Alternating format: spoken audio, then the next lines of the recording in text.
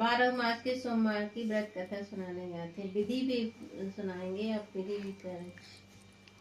सोमवार का व्रत साधारणतया दिन के तीसरे पहर तक होता है। व्रत में फलाहार या पारायण का कोई खास नियम नहीं है, किंतु यह आवश्यक है कि दिन रात में केवल एक समय भोजन करें। सोमवार के व्रत में शिव पार्वती का पूजन करना चाहिए। सोमवार के व्रत 3 प्रकार के होते हैं: साधारण प्रति सोमवार, सौम्य प्रदोष और 16 सोमवार। विधि तीनों की एक जैसी है। शिव पूजन के पश्चात कथा सुननी चाहिए। प्रदोष व्रत में 16 सोमवार, प्रति सोमवार कथा तीनों की अलग अलग है। जो आगे लिखते हैं, जो आगे सुनाते हैं। कथा इस प्रकार है। एक बड़ा साहूकार था, जिसके घर धन आदि की कमी नहीं थी, कभी कमी नहीं थी, किंतु उसको एक दुख था कि उसके कोई पुत्र नहीं था। वह इसी चिंता में रात दिन रहता था। वह पुत्र की कामना के लिए प्रति सोमवार को व्रत और पूजन किया करता था तथा शाम काल को शिव मंदिर में जाकर शिव जी के श्री विग्रह के सामने दीपक जलाया करता था।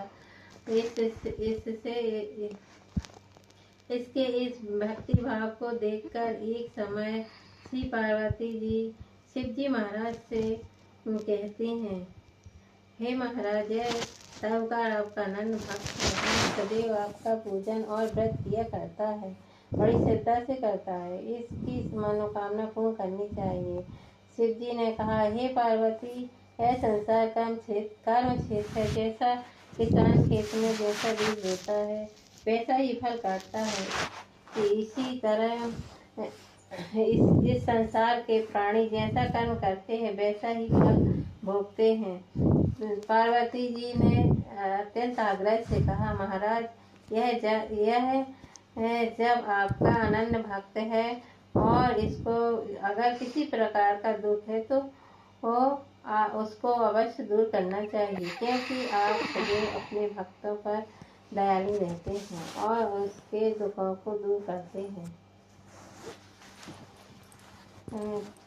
यदि आप ऐसा नहीं करेंगे तो मनुष्य आपकी सेवा तथा व्रत क्यों करेंगे। पार्वती जी का ऐसा आग्रह देख शिव जी महाराज कहने लगे, हे पार्वती, इसके कोई पुत्र नहीं है, इसी चिंता में यह अति दुखी रहता है। इसके भाग्य में पुत्र न होने पर भी मैं इसको पुत्र प्राप्ति का वर देता हूँ, परंतु यह पुत्र केवल 12 वर्ष तक जीवित रहेगा। इसके पश्चात वह मृत्यु को प्राप्त हो जाएगा। इससे अधिक मैं और इसके लिए कुछ नहीं कर सकता।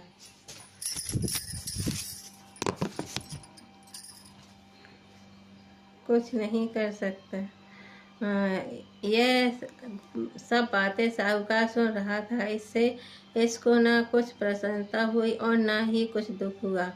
वह पहले जैसा ही शिव पार्वती जी का व्रत और पूजन करता रहा। कुछ काल व्यतीत हो जाने पर साहूकार की स्त्री गर्भवती हुई और 10वें महीने उसके गर्भ से अति सुंदर पुत्र की प्राप्ति हुई। साहूकार के घर में बहुत खुशी मनाई गई, परंतु साहूकार ने इसकी केवल 12 वर्ष की आयु जान कोई अधिक प्रसन्नता प्रकट नहीं की और न ही किसी को भेदी बताया। जब वह बालक 11 वर्ष का हो गया तो उस बालक की माता ने अपने पिता से विवाह आदि के लिए कहा। वह साहूकार कहने लगा कि अभी मैं इसका विवाह नहीं करूँगा, मैं अपने पुत्र को काशी जी पढ़ने के लिए भेजूँगा। फिर साहूकार ने अपने साले अर्थात बालक के मामा को बुलाकर उसको बहुत सा धन देकर कहा, तुम इस बालक को काशी जी पढ़ने के लिए ले जाओ और रास्ते में जिस स्थान पर भी जाओ और ब्राह्मणों को भोजन कराते जाओ। वह दोनों मामा भांजे यज्ञ कराते और ब्राह्मणों को भोजन कराते जा रहे थे।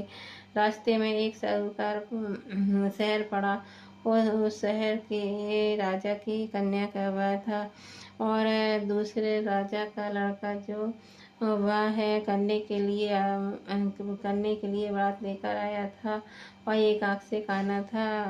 उसके पिता को इस बात की बड़ी चिंता थी कि कहीं वर को देख कन्या के माता पिता विवाह में किसी प्रकार की अड़चन पैदा न कर दें। इस कारण जब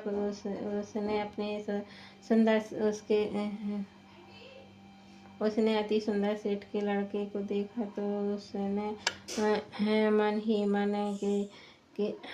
मन विचार किया कि क्यों ना दरवाजे के समय इस लड़के से बारात का काम चला लिया जाए। ऐसा विचार कर वर के पिता ने उस लड़के और मामा से बात की तो वे राजी हो गए। फिर उस लड़के को वर के कपड़े पहना तथा घोड़ी पर चढ़ा दरवाजे पर ले गए और जब सब कार्य प्रसन्नता पूर्वक हो गया।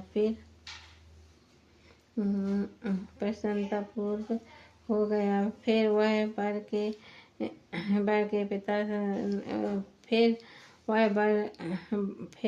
के पिता ने सोचा कि यदि विवाह कार्य भी इसी लड़के से करा लिया जाए तो क्या बुराई है। ऐसा विचार कर लड़के और उसके मामा ने कहा, यदि आप फेरा और कन्या